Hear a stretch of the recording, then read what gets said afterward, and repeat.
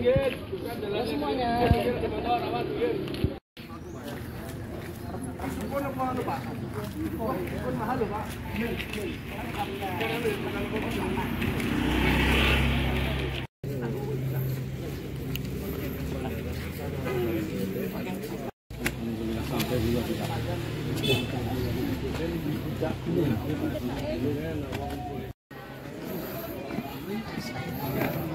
Tapi tidak tinggi ya. Lumayan ngos-ngosan. Wah, gak bisa moco itu. Jawa lah, Jawane ya. Amin, amin.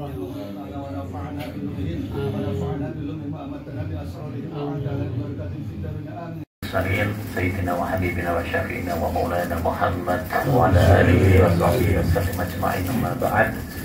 Alhamdulillah, yang saya hormati seluruh keluarga besar jamaah PT Kaligung ya. Alhamdulillah hari ini kita bisa bertemu, silaturahmi, berziarah. Ini kita berada di tempat makomnya Mbah Sunan Pandanaran 1 atau Ki Ageng Pandanaran.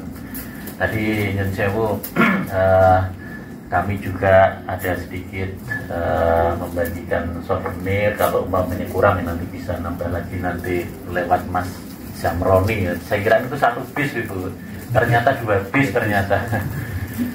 Nah, saya pada kesempatan kali ini mewakili juga sebagai Ketua Pembina Yayasan Sunan Pandanaran, menyampaikan sedikit ringkasan riwayat atau manakib.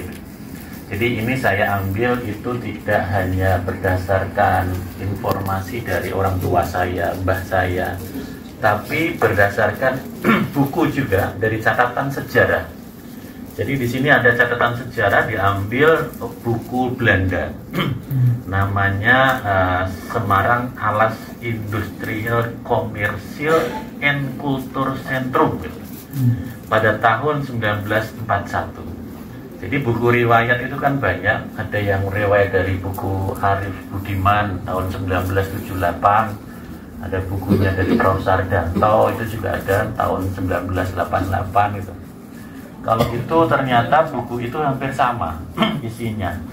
Kalau yang dari menurut orang tua saya itu ini diambil dari bukunya Belanda waktu itu dalam penjajahan, dan itu ada buku lagi sebelumnya di tahun 1920-an gitu. Jadi itu turun-temurun oleh buku yang sudah dicetak.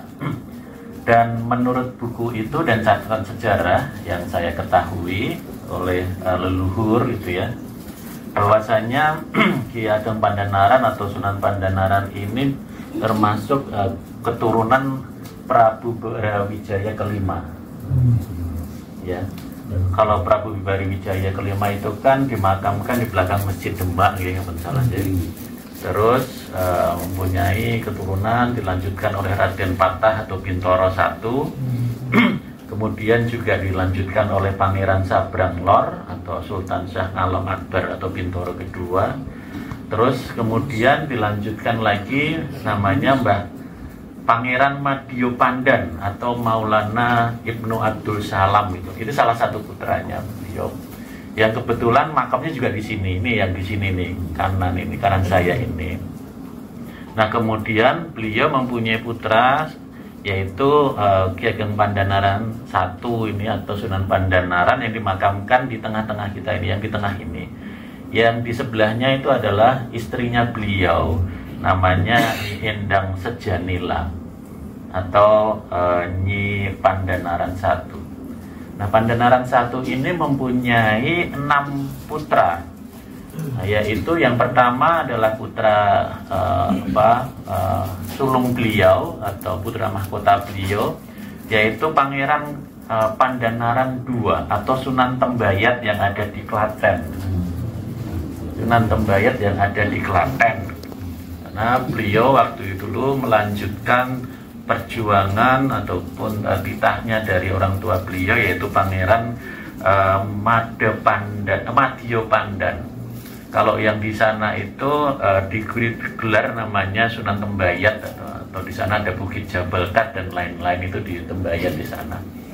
Nah, putra yang kedua yaitu Pangeran Kanoman I atau Pangeran Mangkubumi yang ada di Imogiri makamnya. Yang ketiga adalah Nyi Ngilir yang dimakamkan di belakang sini di Mugas. Yang keempat adalah Pangeran Wat Galih. Yang kelima ada Pangeran Bojong. Kalau ada di daerah Bojong makam itu termasuk salah satu putranya beliau. Yang keenam adalah Pangeran Sumendi, dimakamkan juga di Tembayan. Nah, itu adalah riwayat dari silsilah beliau dari Brawijaya kelima. Yang kalau umpamanya keturunan itu Bapak Ibu, itu kan biasanya itu kan tidak hanya mempunyai 1, 2, tapi kan kadang banyak. Lebih jelasnya banyak turunannya sampai ke berapa, ada di denahnya yang ada di pendopo yang tadi di depan, itu lengkap dari anaknya, cucunya keberapa, keturunan keberapa, itu dulu menolak untuk menggantikan kedudukan ayahnya beliau. Sebagai akibatnya tampuk pemerintahan kerajaan Demak kemudian diserahkan kepada adik dari mendiang ayahnya, yaitu Raden Trenggono dulu. Nah, Pangeran Madyapandan selanjutnya hidup sebagai seorang pertapa dan lain-lain yang berada di sekitar Semarangan dulu. Dulu mempunyai tombak yang cukup terkenal ya beliau. Kebetulan tombaknya beliau itu juga ada di museum kami ini, dan ada beberapa peninggalan keris dan lain-lain juga.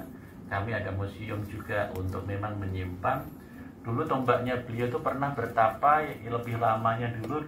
Sekarang itu di daerah SMP 38. Kalau ada yang kemarin berita-berita ada petilasan Ki Ageng Pandhanaran di SMP 38 ya.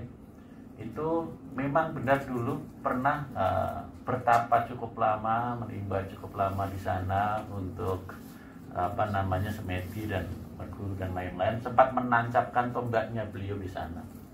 Makanya beberapa waktu lalu saya diminta untuk ke sana di SMP 38 untuk melihat rencana nanti juga akan direnovasi petilasannya beliau di sana.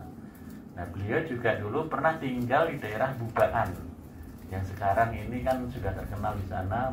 Bubak atau Bubaan, tanah-tanahnya beliau berada di sekitar situ, banyak di daerah mungkin Kauman, bisa jadi Masjid Agung, itu kan bisa jadi dulu itu kan juga merupakan bagian daripada pondok masjidnya, peninggalan salah satunya beliau. Di sini pun juga sama Bapak Ibu. Dulu itu tanahnya beliau cukup banyak di sini, bahkan di sini juga beberapa itu sudah diatasnamakan ke yayasan, banyak yayasan kami yang mengelola, dan mungkin beberapa museum itu dulu meminta untuk peninggalan beliau itu dititipkan di beberapa museum. Dan kami menyambut baik juga, tapi asalkan dirawat dulu. Dan ada beberapa peninggalan beliau yang memang kami membuat museum sendiri yang kami simpan, sehingga tidak sampai kemana-mana nantinya. Dan kadang-kadang ini kalau umpamanya ada beberapa peziarah ke sini yang kepingin khusus, ya kami direken nanti untuk melihat. Kemarin kebetulan juga ada kunjungan di sini, ada Abah Habib Lutfi bin Yahya serta rombongan ke sini. Terus kemarin juga ada dari Pak Akbar Tanjung, Pak Muldoko, ada